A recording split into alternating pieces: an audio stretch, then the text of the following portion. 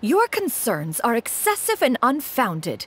This is but a simple collection of ordinary valuables. Such intense scrutiny is hardly necessary. To be quite honest, your insistence on that fact is my primary cause for concern. In what way are any of these ordinary? Every single item here could be worth more than everything I own combined. I simply can't risk shelling out that kind of mora without proper scrutiny. If I'm wrong, I would never be able to earn it back, not even if I worked every single day for the rest of my life. I have to be careful. Yes, you can never be too careful. We're here, Clow. Miss Xianyun, what are you guys arguing about? Ah, perfect timing. This ignoramus is questioning the authenticity of my wares. I'll have you know, these items have remained untouched in my personal collection for several hundred years. To question their legitimacy is pure folly. Several hundred years? Indeed. They're family heirlooms, you see, passed down over many generations, as families are wont to do. Yep, they've definitely been around a while. We can vouch for her on that one. Hear that? Had I not found myself in need of mora, I would scarcely have had the heart to part with them. Indeed, you should consider it an honor to even have the opportunity to behold them with your own eyes. Doubt their authenticity any further, and I may just decide to take them to another buyer. Whoa, please don't go! I apologize for any insult, miss. You see, I know full well that I lack the knowledge to judge the true worth of these items. If you could wait but a moment, I've hired an expert to appraise them for me. He should be here shortly. An expert, you say? Very well. I will wait for a little while longer, then. Traveler, Paimon, this is my new residence. If you have cause to seek my company in the future, this is where you can find me. Master! Oh, it's you two again. Hello. Xianyun! You got a new outfit! It looks great on you. Mm-hmm. Master made it for me. I like it too. Huh? You know how to make clothes? Do I know how to make clothes? With the support of the proper mechanism, sewing is hardly a challenge. Master, I brought in most of my stuff. There's a few boxes left, but they're kind of heavy, so I just left them outside. Fret not. I shall help you move them into your room. Actually, I should probably sort through my stuff a bit first. Everything's kind of messy right now, so maybe you could, not look yet, Master? Yeah, that'd be great. It appears my young apprentice has her own fair share of secrets. No matter. Do what you must, child. Now, this expert you mentioned, when can we expect their arrival? Soon. Ah, there he is! Here, allow me to make some introductions. This is Mr. Zhongli, a well-respected consultant at Wangshang Funeral Parlor and an expert in all manner of valuables and antiques. Mr. Zhongli, this is Miss Xianyun. She's the one who's looking to sell the collection of valuables I mentioned earlier. Huh. Ah, if it isn't Miss Xianyun. It has been quite some time since our last meeting. What a serendipitous reunion. Indeed, most serendipitous. Have you been faring well as of late, Mr. Zhongli? Quite well, thank you. I was fortunate enough over the past few days to enjoy both a stroll in the mountains and a fresh brew of tea from the most recent harvest. The experiences left me with such insight and peace. Huh. So you two are already acquainted?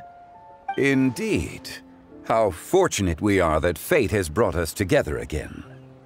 If you are otherwise unaware, allow me to inform you that Miss Xianyun is a well-regarded collector and appraiser. She is well-versed in all fields, and oft-celebrated for her impeccable taste. You stand to gain much from this opportunity. You are too kind, Mr. Zhongli. True collectors pride themselves on their wealth of knowledge and eye for detail. I can say without a doubt that you are foremost in that regard. Why, you flatter me, Miss Xianyun. It would seem that you are as self-effacing as ever. Not at all, Mr. Zhongli. Not at all. While I am loath to butt into this conversation, I must ask, you two already knew each other, and you seem to have quite a cordial relationship. Can I be certain that you're not working together to swindle me?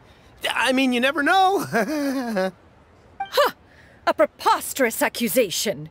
The heavens themselves would collapse before we would conspire to do such a thing. Miss Xianyun speaks the truth. Contracts are built on honesty and trust. If that proves to be beyond your capabilities in this instance, this transaction may be taken elsewhere. Say no more. Let us depart.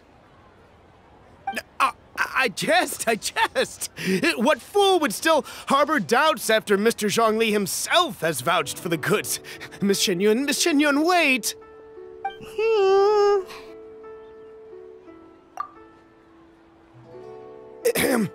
I deeply apologize for doubting you. So, Mr. Zhongli, could you please give me a final verdict on the value of these items? There is no cause for concern.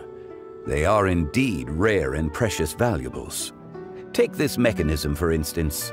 Though one may not immediately perceive its purpose, its structure and appearance are exquisite enough to merit it a place in any fine home. The same can be said for this one here. Few could hope to possess an item that so perfectly blends mechanical wonder with geometric grace. I am sure you have heard from your travels that the study of mechanisms is among the most wondrous arts in this world. With that in mind, I earnestly recommend procuring every last item in this collection. All right. Since I hired you as my consultant, Mr. Zhongli, I shall, of course, trust your good opinion. Then, in that case, Miss Xianyun, I'll take the lot. However, since the final sum is quite large, how about we start with an initial deposit through the Northland Bank? The Northland Bank? Huh. Oh, you refer to the fiduciary house. Oh, very well. I fear people only use the term bank nowadays. In that case, I'll be off for now. I'll return to collect the goods once you've received the funds.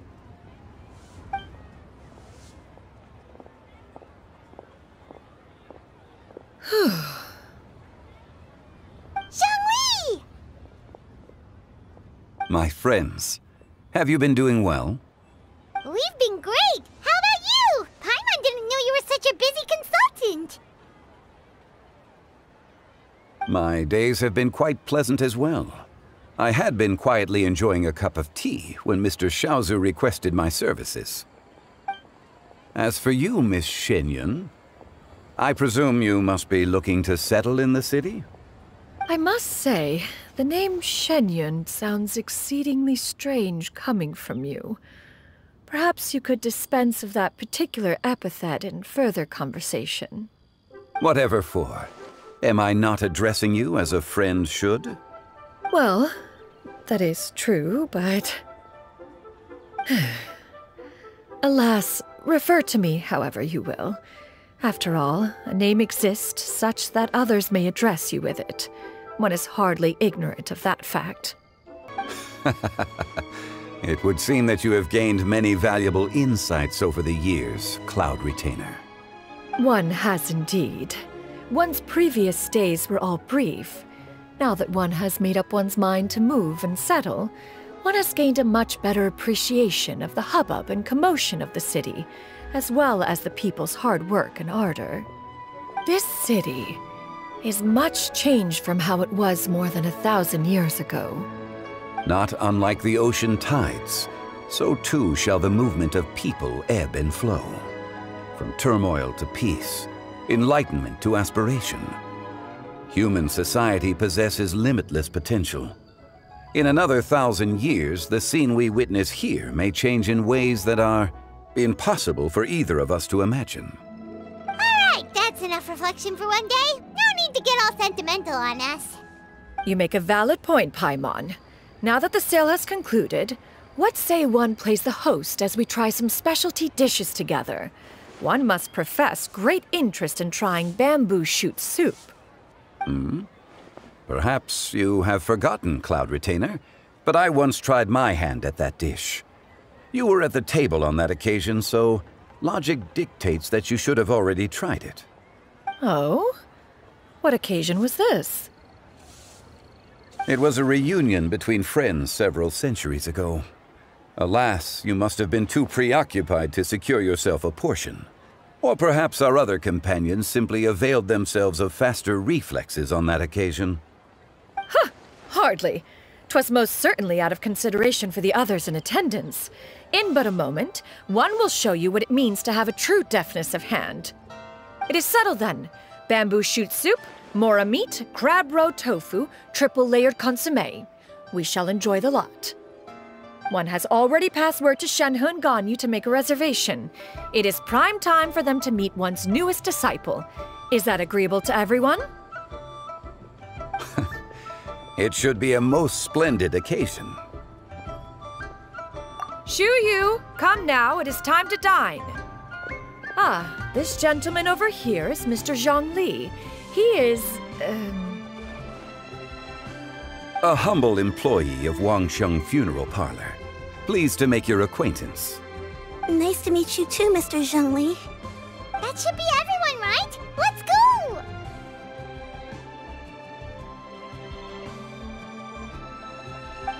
Sounds good.